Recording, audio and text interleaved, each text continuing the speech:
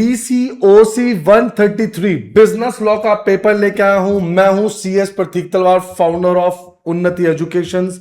आज बच्चों आप लोगों को बिजनेस लॉ की बात बताऊंगा, किस तरीके से फुल मार्क्स आने हैं वो बताऊंगा। लॉ इतना भी मुश्किल नहीं है, लेकिन पेपर अटेम्प्ट कैसे करना है ये मैं आप लोगों को दिखाता हूं। तो आपकी स्क्रीन पे आंसर प्रेजेंट है। What is an acceptance? पहले एक्सेप्टेंस क्या होता है? फॉर एग्जाम्पल मैंने आपको एक चीज ऑफर करी है कि फॉर एग्जाम्पल मैं आपको अपना फोन बेचना चाहता हूं, तो आप इस ऑफर को एक्सेप्ट करोगे। इट सिग्निफाइज द एसेट हां ऑफ द ऑफरी। बच्चे अब ऑफर जब हम देखते हैं, a contract come into existence only when a offer is duly accepted in a manner prescribed. मैंने आपको जैसे बोला था, तुम अगर मुझे वैसे ही ऑफर करोगे और हमारी कंसेंसस एट आइटम, मतलब एक ही जगह पे जहां पर सोच मैच होएगी वहां पर एग्रीमेंट मैच होएगा बिटवीन द माइंड्स, तो ऑफर एक्सेप्ट हो जाएगी। एसेंट मतलब हाँ होनी चाहिए, सारी टर्म्स एंड कंडीशन कंप्लाइंट होनी चाहिए, मस्ट बी एब्सोल्यूट और उसके अंदर क्लियर होना चाहिए, डेफिनेट होना चाहिए, अनकंडीशनल कोई कंडीशन ना हो एक्सेप्टेंस को लेके, कम्युनिकेशन प्रॉपर हो जैसे मैंने बोला हो, और लीगल ऑब्लिगेशंस हो। लीगल ऑब्लिगेशन बच्चों क्या चीज होती है? लीगल ऑब्लिगेशन होता है बच्चे जिन्हें कोर्ट इस्टेब्लिश कर सके। फॉर एग्जाम्पल कुछ कॉन्ट्रैक्ट्स जिन्हें हमारा समाज नहीं मानता या जिन्हें हमारा कानून नहीं मानता, तो वो लीगल ऑब्लिगेशन का पार्ट नहीं बनते। How can an offer be accepted? कैसे हो सकती है? It must be communicated, oral हो चाहे रिटर्न हो, प्रॉपर वे से होना चाहिए। मैंने आपको बोला नहीं सर, आप मुझे जो भी ऑफर देंगे या मैं जो भी ऑफर एक्सेप्ट करूंगा तभी करूंगा जब आप मुझे वो ईमेल करेंगे या जब आप मुझे वो व्हाट्सएप पे मैसेज करेंगे। जो भी मोड मैंने प्रिस्क्राइब किया वो मोड डिस्कस हो जाएगा पहले दिन ही। Acceptance by conduct, general offer है तो फॉर एग्जांपल मैंने बोला अगर किसी ने मेरा डॉग फाइंड किया है तो मैं उसको रिवॉर्ड करूंगा, तो बच्चे ये जनरल ऑफर है, वैलिड एक्सेप्टेंस हो जाएगा। एक पर्टिकुलर टाइम फ्रेम प्रिस्क्राइब्ड होना चाहिए, उसी टाइम फ्रेम में ही हम ऑफर देंगे। Acceptance must be made before the offer lapses. मैंने एक ऑफर निकाला तो ऑफर के नीचे लिखा होता है, कई बार लिखा होता है ना, ये ऑफर 13 तारीख तक वैलिड है, दिवाली ऑफर इस डेट तक वैलिड है। तो बच्चों इसका ना एक टाइम पीरियड होता है, उसके बाद ऑफर रिवोक हो जाती है, रिजेक्ट हो जाती है। Acceptance must be with the knowledge of the offer. Offer की नॉलेज होनी चाहिए। It must B genuine and free. Voluntary होनी चाहिए, जबरदस्ती कोई ऑफर नहीं होना चाहिए, क्वेश्चन नहीं होना चाहिए, अनड्यू इन्फ्लुएंस, फ्रॉड या मिस रिप्रेजेंट, गलत रिप्रेजेंट करके ऑफर नहीं लेनी होनी चाहिए।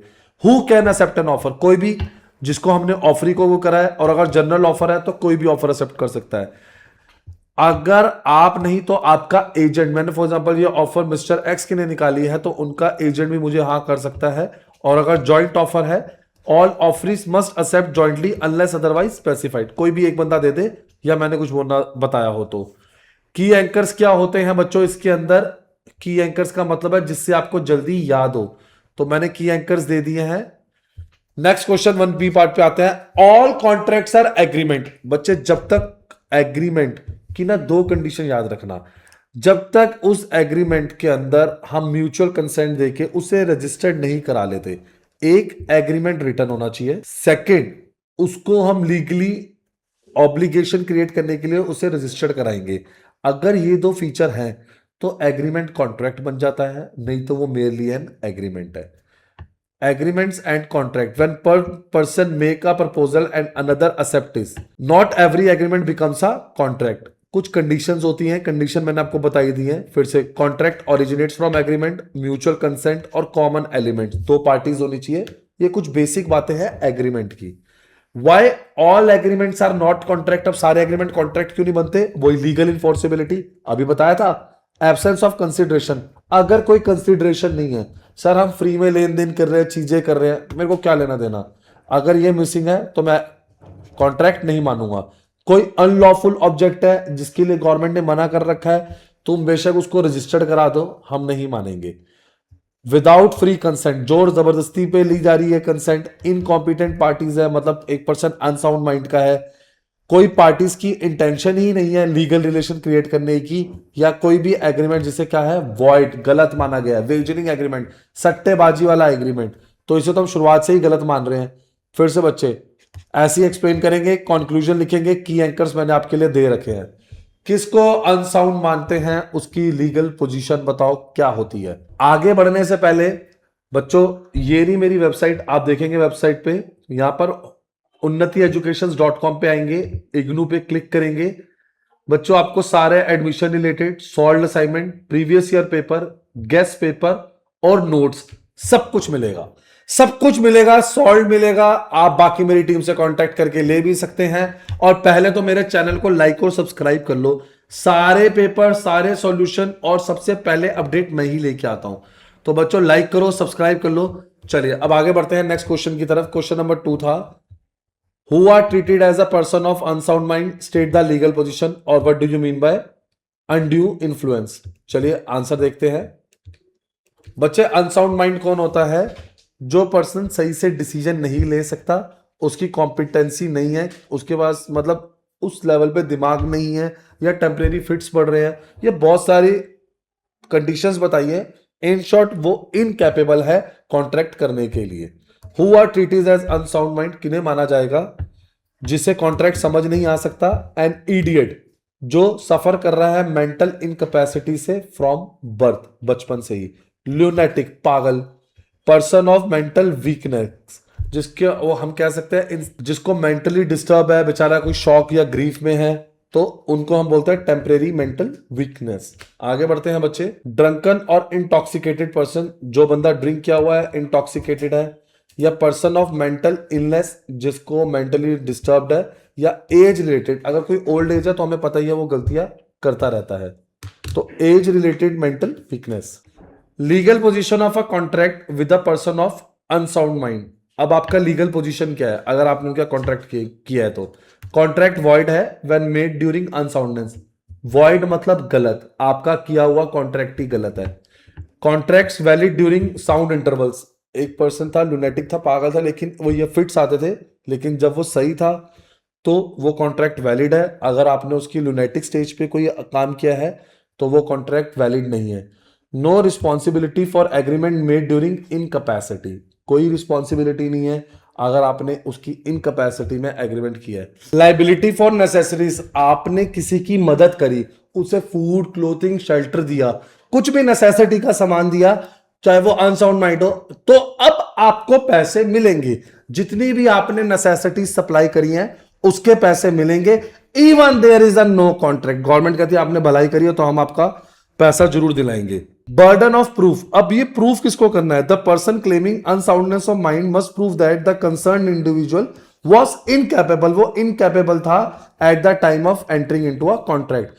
नो रेटिफिकेशन, नो रेटिफिकेशन, आप कॉन्ट्रैक्ट को चेंज नहीं कर सकते, दोबारा से लिख के रेटिफाई नहीं कर सकते। Letter when the person become of sound mind, आपने जब कॉन्ट्रैक्ट किया तब वो अनसाउंड माइंड का था, बाद में आपने को लगा जब ये साउंड माइंड का, मैं इसे रेटिफाई करा के दोबारा साइन ले लेता हूं, नहीं, ऐसा अलाउड नहीं है। प्रोटेक्शन अगेंस्ट एक्सप्लॉयटेशन, गवर्नमेंट भी इनकी एक्सप्लॉयटेशन से इन्हें बचाती है और इनका ध्यान रखती है। ठीक है बच्चों, आगे बढ़ते हैं। अनड्यू इन्फ्लुएंस क्या होता है? बच्चे जहां पर एक पार्टी की कंसेंट फ्री नहीं है, वो बेचारा दबा हुआ है, मतलब कि आप किसी को डोमिनेट कर सकते हैं, जैसे फादर सन का रिलेशन, फादर सन को डोमिनेट कर सकता है, तो हम उसको बोलते हैं अनड्यू इन्फ्लुएंस। अगर उसमें कोई एग्रीमेंट होता है, कोई एक बंदा डोमिनेंट पोजीशन में है, एम्प्लॉयर एम्प्लॉय का रिलेशन, एम्प्लॉयर डोमिनेंट पोजीशन पे है, उसने कुछ बोला और एम्प्लॉय ने कर दिया, तो कल को ऐसा हम इसे अनड्यू इन्फ्लुएंस में कवर करेंगे और हम एम्प्लॉय बेचारे को बचाएंगे। तो dominance over the will defined है बच्चे, डोमिनेंट पोजीशन, अनफेयर एडवांटेज लिया गया है बिना उसकी कंसेंट के, तो वो बे मतलब फंस गया। इसको असेंशियल फीचर क्या है अनड्यू इन्फ्लुएंस में आने का? Position to dominate the will, dominate करेंगे। Fiduciary and trust based relation, parent child, ये एक बहुत ट्रस्ट वर्दी रिलेशन है, बहुत ट्रस्ट वर्दी रिलेशन है, तो इसके लिए हमने इसको बोला true trust based relation. Weakness of mind, अगर आपको लग रहा है कि क्या कहते हैं वो एजिड थे, वो ठीक से डिसीजन नहीं ले सकते थे, उस दौरान कोई कॉन्ट्रैक्ट कराया गया, तो वो भी गलत है। बर्डन ऑफ प्रूफ किसके ऊपर रहेगा? Placing the burden on the dominance party to prove free consent, कि उन्होंने फ्री कंसेंट, एम्प्लॉयर के ऊपर बर्डन है, उसको प्रूव करवाना है कि मैंने जब लिया था फ्री कंसेंट था, ये झूठ बोल रहा है। फादर सन के केस में फादर को कराना है। इफेक्ट क्या होएगा? It is voidable at the option of पीड़ित पार्टी, एग्रीव्ड पार्टी के केस में, जो क्या कर सकती है, उसे सेट असाइड करा सकती है या छोटे मोटे चेंजेस करा सकती है, मॉडिफाई द एग्रीमेंट। क्लियर है बच्चों? नेक्स्ट पढ़ते हैं। ये बच्चे फिर से कीवर्ड एंकर मैंने दे रखे हैं। क्वेश्चन नंबर 3 पे आते हैं। बच्चे 5 साल के पेपर जरूर कर लेना पेपर में जाने से पहले, और हमारी टीम को कांटेक्ट करके गेस्ट पेपर ले लो। अदरवाइज आप 5 साल के पेपर नहीं करेंगे तो आपके लिए प्रॉब्लम है, अच्छे मार्क्स नहीं आएंगे। 5 साल के पेपर में मैं गारंटीड 100% नहीं 95% श्योरिटी देता हूं अच्छे मार्क्स आ जाएंगे। क्वेश्चन रिपीट हो रहे हैं। आंसर लिखने का तरीका आपकी स्क्रीन पे ही है, इस वे में आंसर लिखो, टू दी पॉइंट आंसर लिखो। ये जो हेडिंग्स है ना, ये सारी ब्लैक पेन से लिखना। कंटिंजेंट कॉन्ट्रैक्ट क्या होते हैं? Where performance depend upon the happening और non happening of an event. Insurance इसीलिए तो लिया जाता है। मेरे को लगता है मैं मेडिकल इंश्योरेंस ले रहा हूं, मैं कल को तबीयत मेरी खराब होगी, इंश्योरेंस कंपनी कहती है नहीं होगी, और अगर हुई तो इंश्योरेंस कंपनी पैसे पे करेगी। कॉन्टिंजेंट कॉन्ट्रैक्ट डिपेंडेंट होता है फ्यूचर इवेंट पे। आपके सामने आंसर है, रीड करेंगे। रूल्स क्या है? Enforcement of happening of an event. अगर इवेंट होता है तो ही ये इन्फोर्स होता है, अदरवाइज इन्फोर्स नहीं होता। Enforcement of non-happening of an event if the contract is contingent upon the event non-happening when the happening becomes impossible। और इसके अंदर देखते हैं contract contingent on future conduct of a person. फिर से फ्यूचर है कंडक्ट इसके अंदर, उसके बाद क्या है? इम्पॉसिबल इवेंट है, उसके बाद happening with in a fix period of time. With in the fix time the contract is void। if contingent on non happening it is enforceable after the time lapse। आगे read करते हैं बच्चे, easy था, genuine business risk के लिए लिया जाता है ये। आगे बढ़ते हैं। चलो बच्चों क्वेश्चन 3 पे आते हैं। अब कॉन्ट्रैक्ट क्या हो गया? डिस्चार्ज हो गया क्योंकि इम्पॉसिबल हो गया, उसे परफॉर्म करना थोड़ा सा क्या हो गया? इम्पॉसिबल हो गया। Because it recognize both initial and supervening impossibility. जब किया तब इम्पॉसिबल नहीं था, लेकिन आज इम्पॉसिबल हो गया। इनिशियल इम्पॉसिबिलिटी स्टार्टिंग में होगा तो शुरुआत से ही गलत, वॉइड एब initio, void from the beginning. Supervening impossibility जब किया तब नहीं था, बाद में कुछ सर्कमस्टांसेस ऐसे हो गए, जैसे सब्जेक्ट मैटर, एक कार को लेकर डील हुई, वो कार का एक्सीडेंट हो गया, कानून चेंज हो गया हमारे चाइना के साथ, जब पाकिस्तान का गवर्नमेंट ने लॉ चेंज कर दिया, वो पार्टी ही निपट गई, रही नहीं। Non happening of an contemplated event, मतलब क्या है? एजम्पशन थी, मतलब उसकी परफॉर्मेंस अब थोड़ा मुश्किल हो गई है, वॉर हो गई, तो भी कॉन्ट्रैक्ट सारे खराब। What is not impossible? Commercial hardship, rise in price और difficulty of performance is not impossibility. Suddenly price change हुआ तो उन कॉन्ट्रैक्ट्स को आप इम्पॉसिबल नहीं बोल सकते। इसका सिंपल मतलब है वो उसका प्राइस चेंज हो गया तो आप प्राइस इंक्रीज या डिक्रीज कर दो। When impossibility is caused by parties on act, तुमने लेट करा, तुमने बुकिंग लेट करी, तुमने कुछ ऐसा किया जिसकी वजह से कुछ प्रॉब्लम आई, अगर तुम वो ठीक से कर लेते तो नहीं आती। क्लियर है स्टूडेंट्स? क्वेश्चन नंबर 4 पे आते हैं। Explain the various ways by which a contract of agency, आप मेरे एजेंट थे, मैं अब आपको टर्मिनेट करता हूं। क्या क्या हो सकते हैं? मैंने आपकी अथॉरिटी ले ली। आपको पता है ना कि कोई भी डिसीजन होता है जो एजेंट लेता है उससे प्रिंसिपल क्या होता है? बाइंड होता है।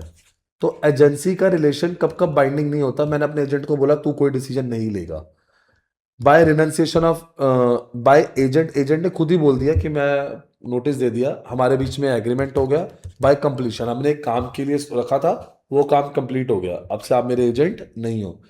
कभी कभी लॉ भी उसे टर्मिनेट कर देता है। टर्मिनेशन होता है एक्सपायरी ऑफ टाइम, पीरियड खत्म हो गया, प्रिंसिपल या एजेंट में से कोई निपट गया, या उनकी डेथ हो गई, या इंसेनिटी, वो पागल हो गए, इंसॉल्वेंसी, दिवाला निकल गया, डिस्ट्रक्शन ऑफ सब्जेक्ट मैटर, जिस चीज के लिए आप मेरे एजेंट थे वो सब्जेक्ट ही नहीं बचा, principal becoming an alien enemy, फिर से वॉर होगी दो कंट्रीज के बीच में और आप क्या हो गए? डिक्लेयर एलियन एनिमी डिक्लेयर हो गए। Explain the rights and duties of the following, दोनों की आपको राइट्स और ड्यूटीज बतानी है। सबसे पहले इनकमिंग पार्टनर की, फिर आउटगोइंग पार्टनर की। इनकमिंग पार्टनर जो पार्टनरशिप में आ रहा है, फॉर एग्जांपल एडमिशन आ रहा है, कोई पार्टनर आया है, तो उस पार्टनर की क्या क्या ड्यूटी है या उसके क्या क्या राइट्स है? सबसे पहले तो वो प्रॉफिट्स में अब शेयर लेगा, वो बिजनेस के डिसीजन में पार्टिसिपेट करेगा, मैनेजमेंट में पार्टिसिपेट करेगा, वो कोई भी हमारी अकाउंट्स की बुक्स हैं उन्हें राइट टू एक्सेस, उन्हें एक्सेस कर सकता है। Right to property of the firm, उसके एसेट्स अब उसके भी हैं, कुछ ड्यूटीज भी हैं और लाइबिलिटीज भी हैं। अगर कोई भी डिसीजन हुआ है, liability for the future act, सारे एक्ट्स के लिए लाइबल है। ड्यूटी टू कंट्रीब्यूट कैपिटल, अगर वो बिजनेस में आया है तो वो पैसे लेके आएगा, कैपिटल लेके आएगा, जो भी हमारे बीच में एग्री होएगा। ड्यूटी ऑफ गुड फेथ, जो भी काम करेगा अटमोस्ट गुड फेथ से करेंगे। Right and duties of outgoing partner, जो पार्टनर अब जा रहा है, रिटायर हो चुका है, उसके लिए भी कुछ होता है, उसे हम फर्म की प्रॉपर्टी में शेयर देंगे। कॉम्पीट नहीं करेगा, हम एक नॉन कॉम्पिटिशन क्लोज डालेंगे कि तो अब बिजनेस छोड़ के जा रहा है, सेम बिजनेस तो थोड़े टाइम तक नहीं ओपन करेगा। Right to earn profits after retirement, जो भी प्रॉफिट्स होंगे after retirement, if his share remains in the firm he is entitled to his interest. मैं जा रहा हूं लेकिन मेरा शेयर है, मैं काम पे नहीं आऊंगा तो मेरा शेयर का कुछ परसेंटेज डिक्रीज हो जाएगा, लेकिन वो मुझे मिलता रहेगा। Liability for the acts before retirement क्या है? Acts of the firm done before he exit unless public notice is given, वो ही लाइबल रहेगा। या एक पब्लिक नोटिस निकालना पड़ता है कि मैं इस दिन से पार्टनर नहीं हूं, या जो भी पुराने एक्ट्स थे उसके लिए मैं सोलली रिस्पॉन्सिबल हूं, या आपसे मेरे पार्टनर रिस्पॉन्सिबल है। पब्लिक नोटिस देने की ड्यूटी उसकी है, और ड्यूटी टू गुड फेथ, जो भी गुड फेथ में रहेगा वो ड्यूटी करेगा। आगे बढ़ते हैं। In a contract of sale what is the meaning of goods? अब गुड्स का मतलब भी बता दो मुझे, गुड्स क्या होता है? सेल ऑफ गुड्स एक्ट में मुझे गुड्स का मतलब बताओ। Every kind of movable property, this includes tangible and intangible moving assets. Good consist of items like जो move furniture, machinery, crop, stocks, ये होते हैं। These are treated as goods when agreed to serve before sale. इसके अंदर industrial and intellectual goods भी होते हैं, patent, share, सब चीजें होती हैं। अब गुड्स कौन कौन सी तरह के होते हैं? एग्जिस्टिंग गुड्स होते हैं, या तो वो स्पेसिफिक हो, असर्टेंड हो, अनअसर्टेंड हो, जो अभी एग्रीमेंट के टाइम पे नहीं है। फ्यूचर गुड्स क्या होते हैं? Goods that are yet to be manufactured. एक डिस्कशन हो गया, मैंने आपको सोफे का ऑर्डर दे दिया तो वो हो गए। कॉन्टिंजेंट गुड्स, फिर से मैंने गुड्स मंगवाए हैं, शिप से आ रहे हैं, अगर शिप आ गई तो गुड्स आपको मिल जाएंगे। क्लियर है बच्चों? आराम से देख रहा हूं। Who is an unpaid seller? जिसको अब तक पूरी पेमेंट नहीं पहुंची है, आपने कुछ अमाउंट पेमेंट का पहुंचाया था। What are the rights? Rights क्या होते हैं इनके? A seller is unpaid when the whole price is not paid. If a bill of exchange और cheque is dishonoured, the seller becomes an unpaid seller. और या वो उस पोजीशन में ही नहीं है, सच एज एन एजेंट और कंसाइनी, उन्हें हम क्या मानेंगे? Unpaid seller. Right of lien, उसका राइट है द सेलर में रिटेन पोजेशन ऑफ गुड्स, जब तक उसको सारी पेमेंट नहीं मिल जाती। गुड्स को रास्ते में ही रुकवा सकता है, या गुड्स को वो रीसेल कर सकता है क्योंकि उसे पेमेंट नहीं मिली। Right of unpaid seller against the buyer, वो उसको जो प्राइस उसका बैलेंस है उसके लिए स्यू कर सकता है, केस डाल सकता है। स्यू बोलते हैं बच्चे, केस डालने को हम स्यू बोलते हैं। Right to sue for damages, जो भी डैमेजेस हो या जो नुकसान हुआ है, रेपुटेशन का नुकसान हुआ है, और अगर उसका पैसा लगा रहा जिसकी वजह से उसे इंटरेस्ट बियर करना पड़ा, तो वो इंटरेस्ट भी रिकवर करेगा। ठीक है बच्चों, देख सक रहे हैं? आंसर देख रहे हैं? तो बच्चों ये आंसर देख लीजिए, बेलर बेली का आंसर आ गया। कैसे मैंने हेडिंग्स दी हैं? आपको कोई भी ऐसे हेडिंग्स नहीं मिलेंगी, ये हेडिंग्स स्ट्रिक्टली इग्नू की बुक से ली गई हैं ताकि आपको बेस्ट से बेस्ट आंसर मिल सके। तो बच्चों फटाफट हमारे चैनल को लाइक करें, सब्सक्राइब करें, और मुझे बता दें कि आपको नेक्स्ट आंसर किस पे चाहिए। मेरे को जो मैंने आपको एक कीवर्ड एंकरिंग दे रहा हूं ना, ये प्लीज बच्चों अच्छे से करना, ये बहुत जरूरी है। अब इसका बी पार्ट स्टार्ट हो गया है। Rule regarding damages. डैमेजेस कौन से होते हैं? ऑर्डिनरी डैमेजेस होते हैं। These arise naturally from the B breach. Special damages होते हैं जो leading to loss were communicated to the promisor at the time, contract के टाइम पे ही हमने कर दिया था। ब्रीच ऑफ प्रॉमिस हुआ लाइक टू मैरी, और wrongful dishonour of a cheque, आपने चेक दिया वो चेक क्लियर नहीं हुआ। नॉमिनल छोटे मोटे damages. Damages for deterioration, goods बिल्कुल खराब हो गए हैं। Liquidated damages and penalties where no sum is pre estimated in the contract, courts award reasonable compensation, not exceeded, जो भी एक अमाउंट है रीजनेबल कंपनसेशन बना के दे देंगे। तो बच्चों बहुत इजी पेपर है। फिर से मेरी टीम को कांटेक्ट करो, 5 साल का पेपर लो, लाइक करो, सब्सक्राइब करो, और पेपर में ऐसे बेसिस जरूर लिख के आना। Thank you. और अपने फ्रेंड्स का शेयर कर दो, जितना शेयर करोगे उस तक पहुंचेगा, और मुझे कमेंट में बताना जो भी आपको नेक्स्ट पेपर चाहिए हो।